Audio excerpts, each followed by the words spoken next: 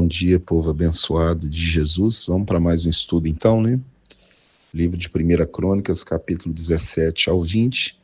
E no capítulo 17, Davi tem o desejo no coração de construir uma casa para Deus, porque a arca estava na tenda que ele colocou em Jerusalém, coloca no seu coração o desejo e ele vai consultar o profeta Natã.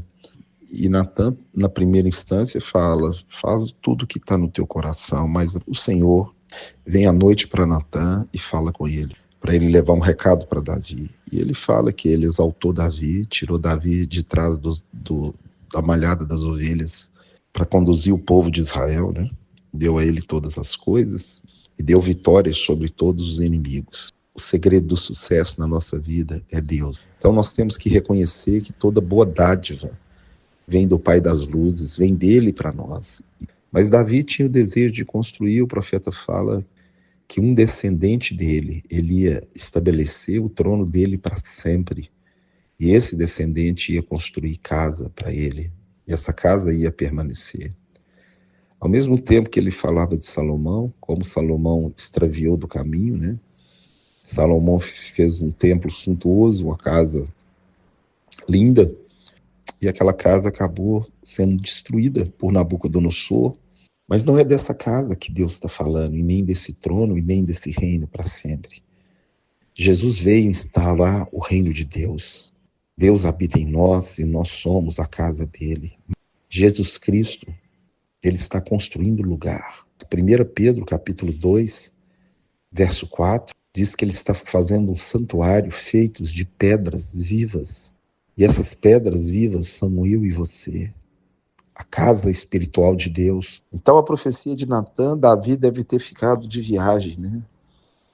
Mas ele não entendeu a grandiosidade dessa profecia, que um rebento da sua carne se assentaria para sempre no seu trono, no seu reino. E esse é Jesus de Nazaré. Quando você vê o cego chamando Jesus filho de Davi, porque o Messias, o rei, o Senhor, é descendente de Davi. Então no verso 12 ele fala que o descendente de Davi estabelecerá casa para ele e o reino para sempre. O reino de Deus que vai prevalecer para sempre. Jamais será abalado, jamais será destruído. E esse reino está disponível para você, esse reino está dentro de você. E no restante do capítulo, Davi agradece a Deus, exalta o nome de Deus. Um homem humilde, um homem segundo o coração de Deus, um homem quebrantado diante de Deus, que dá toda a glória, toda a honra e todo louvor e majestade ao Senhor e reconhece que tudo que ele tem, que ele recebeu, provém de Deus. Nós temos que aprender que tudo que você tem hoje é um empréstimo do Senhor para você. Ele falou: minha é a terra e tudo que nela contém. Deus é o Senhor da sua vida, é o Senhor de tudo. Ele é Senhor sobre o diabo, ele é Senhor sobre o mundo, ele é Senhor sobre todas as coisas. Porque dele, por ele e para ele são todas as coisas. Depois disso, Davi vai começar a guerrear contra as nações em redor e todas elas vão ser derrotadas diante dele, porque Deus está entregando na mão dele, olha só. E aquelas pessoas serão servos de Davi. Vão servir a Davi, vão pagar imposto a Davi, vão trabalhar para Davi. E todos que se levantaram contra Davi vão cair. Deus está dando a vitória para ele. Ele não ficou de braço cruzado, ele foi para a guerra e Deus deu a vitória. Prepare-se para a guerra. Agora quem dá a vitória é Deus. Então Davi saiu guerreando. Filisteu, Moabita, tudo arrebentando e caindo, Amonita, Amoreu. E aí chegou nos filhos de Amon, não quiseram submeter a ele. Ele contrata mercenários do exército da Síria, contrata Síria, o país, para levantar contra Davi. E Davi arrebenta com tudo, os generais de Davi. Luta contra os sírios, luta e vencem a guerra, porque Deus é com eles.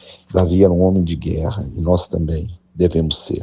E Davi agora começa a pegar os despojos de guerra, o ouro, a prata, e começa a consagrar todas as coisas ao Senhor.